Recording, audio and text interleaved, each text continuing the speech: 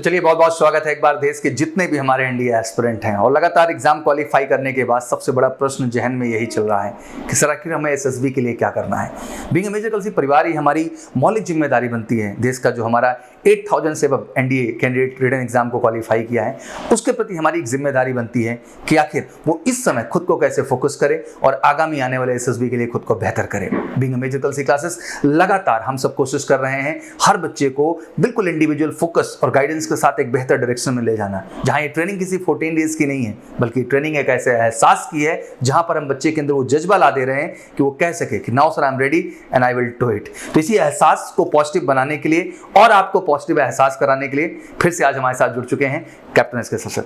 बहुत बहुत स्वागत है sir. Thank you very much. And sir obviously NDA aspirant को एक अक्सर एक्सपेक्टेशन रहती है, लगातार इस समय सोशल मीडिया पे बच्चे पूछ भी रहे थे कि सर बहुत सारे बच्चे हैं जो एकेडमी का हिस्सा हो गए हैं पर बहुत सारे बच्चे हैं सर जो ऑनलाइन व्यूअर्स भी हैं तो भी चाहते हैं उन्हें गाइडेंस एंड सपोर्ट मिले कि क्या रणनीति इस समय उन्हें इख्तियार करनी है जिससे आगामी आने वाली जो एसएसबी डेट है जून में सर डेट सिलेक्शन लिंक की आ जाएगी और जुलाई से इनको डेट्स मिलना स्टार्ट हो जाएंगी। सर तो बताएं कुछ एनडीए कैंडिडेट्स के बारे में।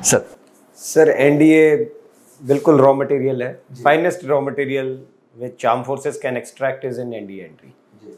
बहुत एज कम है सर, इनके ट्रेनेबिलिटी पॉइंट्स इनको सबसे ज़्यादा मिलते हैं। 4 साल की ट्रेनिंग है, बहुत बदलाव लाया जा सकता है।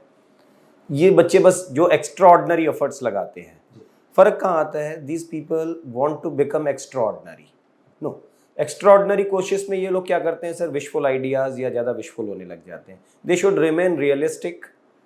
और देखिए हमेशा हम लोग क्या कहते हैं, arm forces are always looking for ordinary youngster who is having some potential of doing extraordinary things in life. So they should remain ordinary with potential of doing extraordinary things.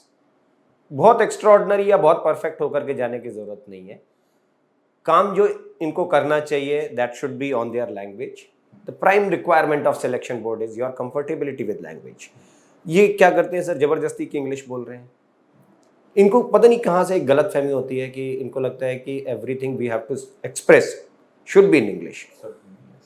अगर आप कंफर्टेबल नहीं हो, we are talking about your comfortability. आप अपनी बात को सहजता से रखना सीखिए। तो सिर्फ इंग्लिश बोलना और इंग्लिश को कंफर्टेबल ढंग से बोलना, दोनों में फ़र्क है सर थोड़ा सा। अगर आप मिक्स करके भी कंफर्टेबल है तो that can also work for you. At one point you are speaking 80% English and 20% you are mixing Hindi. It is not a crime since you remain comfortable. Right. But you want to speak 100% English and you falls into stress every now and then, comfortable नहीं रहते हैं, वो चीज़ खराब हो जाती है। Sir ये सच भी है क्योंकि अभी जैसे आपने पॉइंट का तो जिक्र कर ही दिया, एक बड़ा प्रश्न भी है सर। जैसे अभी बहुत सारा बच्चा बिहार बोर्ड का है, बहुत बच्चा यूपी बोर्ड का है, सीबीएसई बोर्ड का तो एग्जाम चल भी रहा है। तो बहुत सारे बच्चों ने बिहार, यूपी, एमपी राज्य से सर एसएसबी क्लियर किया, दैट मीन रिटन अपना उन्होंने क्लियर कर लिया। इवन ऑलमोस्ट सारे ही राज्यों से बच्चों ने क्लियर किया, बट जो मेजर क्राउड देखने को मिला है वो मेजरली इन्हीं 3 स्टेट के देखने को मिले। और सबसे बड़ी इनकी समस्या सर लैंग्वेज का इशू है। बच्चों में पोटेंशियल बहुत है सर, उन्होंने यूपीएससी भी बेहतर किया क्योंकि यूपीएससी क्रैक करना सर वो एक जोक नहीं है, वो एक सीरियस एफर्ट है। इतने बच्चों में 8 लाख बच्चों में 8000 में अपनी जगह बना पाना। तो नाउ सर इन्हें इंग्लिश इंप्रूव करने के लिए क्या काम करना चाहिए जो कि एसएसबी के दृष्टिकोण से बिल्कुल सही हो? Sir first they have to find out their interesting field. ये स्ट्रेस लेकर के काम करते हैं, ये इंग्लिश को बोझ बना लेते हैं। सर सीखने की काबिलियत इनके अंदर बहुत अच्छी होती है। आप अभी आपने कहा कि यूपीएससी अगर ये क्रैक करके आ रहे हैं, सर मेहनत करके आए हैं, पढ़ करके आए हैं, सीखा है तभी पास हुए हैं।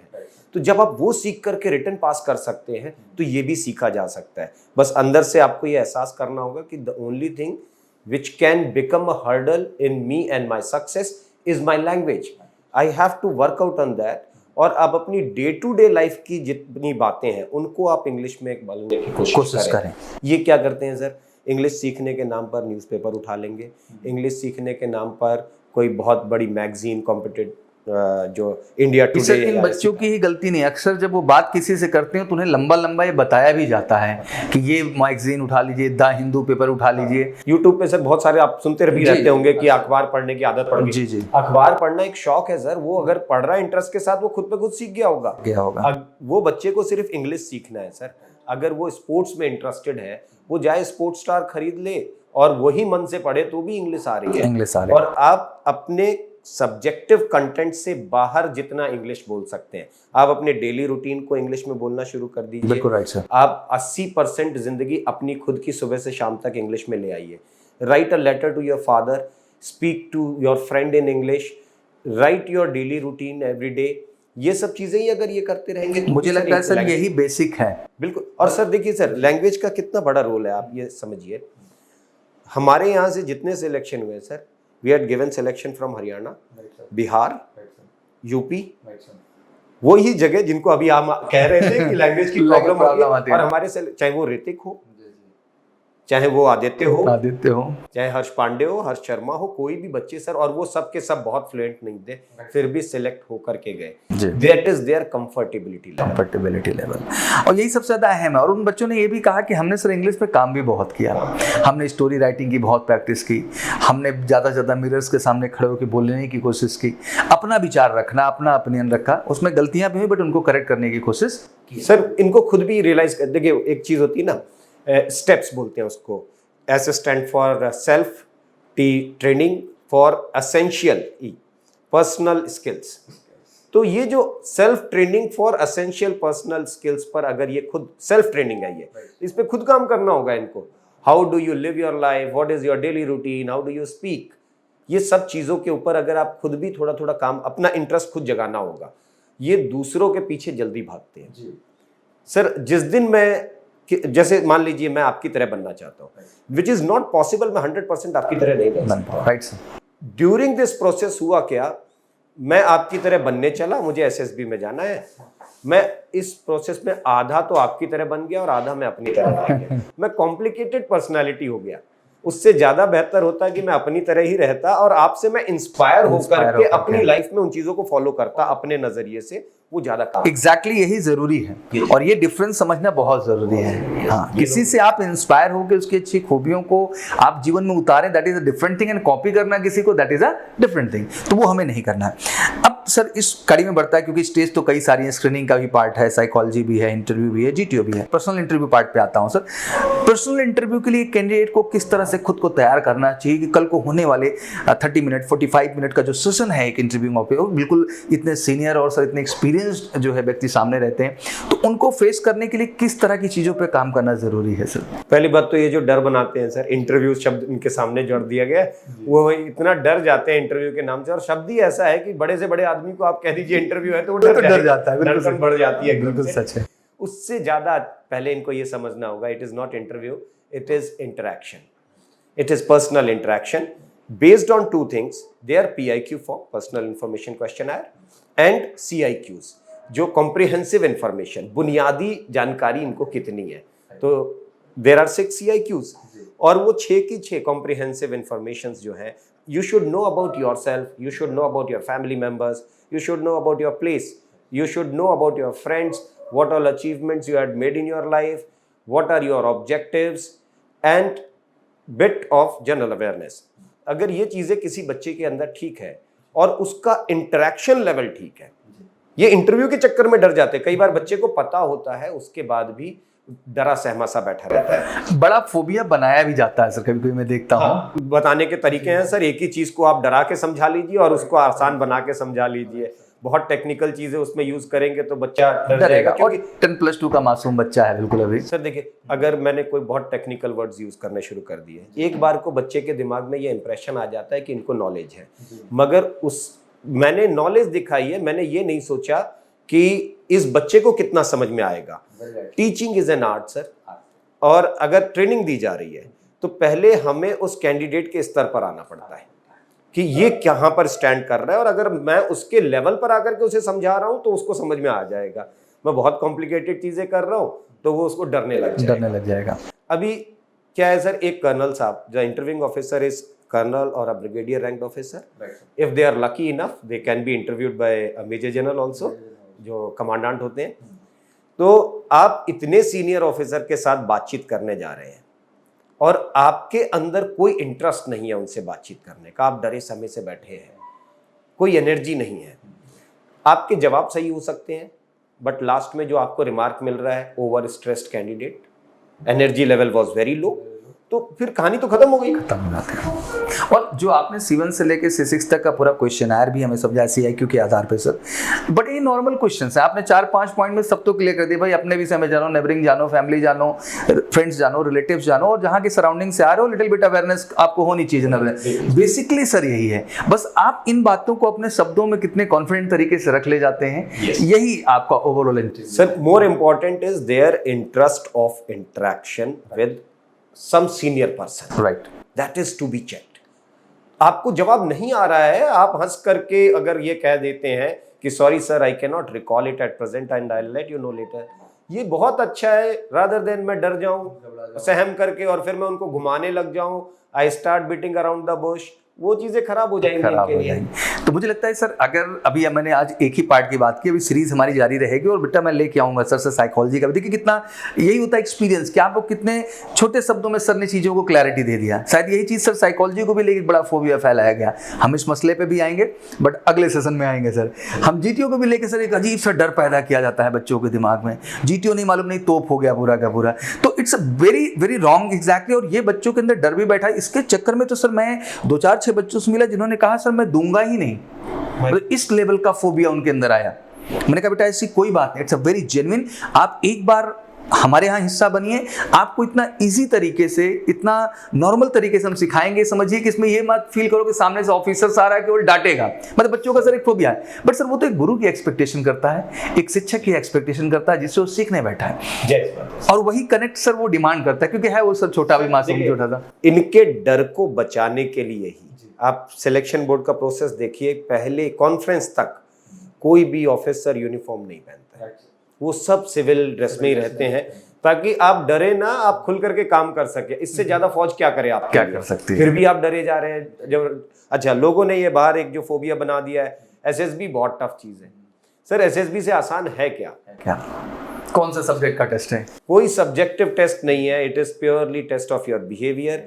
आप अपना ही बिहेवियर दिखाने के लिए डर रहे हैं, फिर कैसे ऑफिसर बनेंगे आगे चल करके? आप खुल के काम करिए, जो काम आपको दिया गया है वो अच्छे ढंग से करिए, आप सारी चिंता छोड़ दीजिए, अपना एनर्जी लेवल अच्छा रखिए, चीजें बहुत अच्छी हो सकती हैं आपके लिए। और मुझे लगता है यही सही भी है सर, और एंजॉय करिए इस मोमेंट को। सर कितनों से अच्छे हैं, अगर 3.5-4 लाख लड़का फॉर्म भर रहा था एनडीए का, अभी 8 लाख हो गया सर, डबल 8 लाख में से 8,000 सर, 8 लाख में से 8,000 बच्चे 1% आ रहे हैं, तो आप उन 1% में हैं, आप बहुत अच्छे हैं।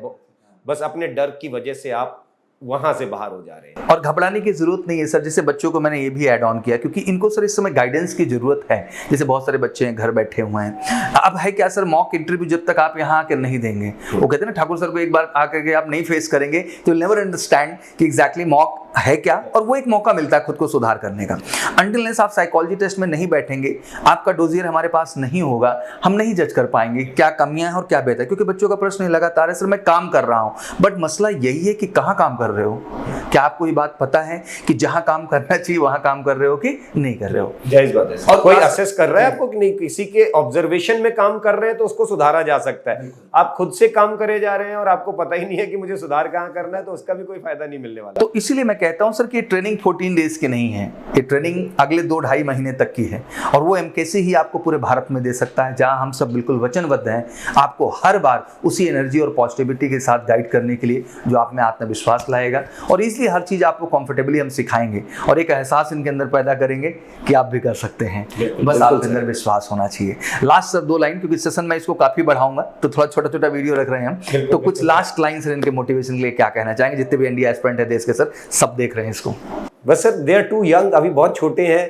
First they should learn how to live their life, अपनी लाइफ को खुल करके जिए ये लोग, एंजॉय करें, enjoy your every moment of your life with awareness। Awareness होना जरूरी है, बिना अवेयरनेस के अगर एंजॉय करने निकले तो रास्ते से भटक जाएंगे, बट एंजॉय करना बहुत जरूरी है। आप अपनी लाइफ नहीं जी सकते हैं तो फिर कभी दूसरे को कैसे जीने देंगे आप उनकी लाइफ? जी सर का ये एग्जांपल बड़ा अच्छा मुझे लगता है कि लाइफ एंजॉय करना है बट अवेयरनेस के साथ। जैसे आपने एक बड़ी अच्छी बात कही कि एक रास्ते पे आप एंजॉय करने के लिए निकले, अगर आप सही ट्रैक में हैं तब तो वो एंजॉयमेंट बना रहेगा, अगर आप ट्रैक से भटके तो फ्रस्ट्रेशन में कन्वर्ट हो जाएगा। बिल्कुल सर, वो फिर रास्ते से भटक गए आप, बिल्कुल। तो एक गाइडेंस के साथ, एंजॉयमेंट के साथ लर्न करना है, और एक फीडबैक का मिलना आपको इंडिविजुअल बहुत जरूरी, बिकॉज सर का हमेशा एक स्टेटमेंट में बहुत लाइक करता हूँ, we don't believe in mass training, we believe believe on individual analysis. और मुझे लगता है कि एक एक बच्चे का मॉक इंटरव्यू सर, एक एक बच्चे का ईमानदारी से सर डोजियर चेक होता है जहां उनको फीडबैक मिल रही है, एक एक बच्चे का प्रॉपर सर स्क्रीनिंग राउंड में फीडबैक कि आपने क्या किया, कैसे किया और क्या बेहतर करने की आपको जरूरत है।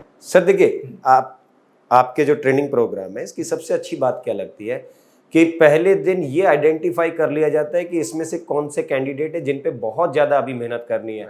उनके जो सॉफ्ट स्किल कोर्सेज जो होते हैं, सॉफ्ट स्किल डेवलपमेंट के जो कोर्सेज हैं, उस पर ज़्यादा मेहनत की जाती है। अभी एक बच्चा पहले से ही ग्रामीण क्षेत्र से आया है, इंग्लिश नहीं बोल पा रहा है, वो डरा हुआ है, बिल्कुल वो अपनी लाइफ जी नहीं पा रहा है, उसको हम बहुत ज़्यादा टेक्निकल चीज़ें समझाने लग जाएंगे, आप स्टोरी लिखो, आप ऐसे करो, आप ये करो, ऐसे बोलो, सर उल्टा डर रहा है उसको। पहले उस बच्चे को खोलने की जरूरत है कि बेटा अभी तुम खुल के जियो, तो हम अपने साथ रख करके पहले उसको इतना हंसाओ, इतना जीना सिखाओ, कंफर्टेबल कर दो बिल्कुल, और फिर उससे काम लिया जाएगा तो ज्यादा अच्छा रहेगा। और मुझे लगता है सर ये बेस्ट पॉलिसी है, ये हमारे यहाँ हो रहा है और सर इसके रिजल्ट्स बहुत अच्छे आ रहे हैं। आएंगे सर, जरूर आएंगे। मुझे लगता है अगर स्ट्रेस खत्म करके कोई काम करा लिया गया सर तो इससे बड़ा ट्रेनिंग मेथोलॉजी कुछ हो ही नहीं सकती मेरे हिसाब से, क्योंकि अगर ये एंजॉय करने लगे सर जिस काम को ये कर रहे हैं तो मुझे लगता है सब कुछ बदला जा सकता है। Again sir it's a very nice discussion, हमेशा कुछ बेहतर सीखने को आपको भी मिलता होगा, मैं आशा करता हूँ। बिल्कुल वीडियो को ज़्यादा शेयर करिए और जो भी क्वारीज हो कमेंट बॉक्स में जरूर आइए और आइए एमकेसी का हिस्सा बनिए। सर हैं, सारे सर लोग यहाँ पे आपके लिए डेडिकेट बैठे हैं, बिल्कुल आपको डेमोरलाइज नहीं हुआ बेटा, हम सब बैठे हैं आपको बेहतर करने के लिए। और कहना चाहता हूं आज देश का हर कोने का बच्चा हमारे यहाँ बिल्कुल आके लग चुका है, कमर कस के बैग पैक करके हमारे यहाँ पहुंचा है, तो आप भी इंतजार मत करिए, बैग पैक करिए और एमकेसी का हिस्सा बनिए। Thank you so much and wish you all good luck. जय हिंद, जय भारत।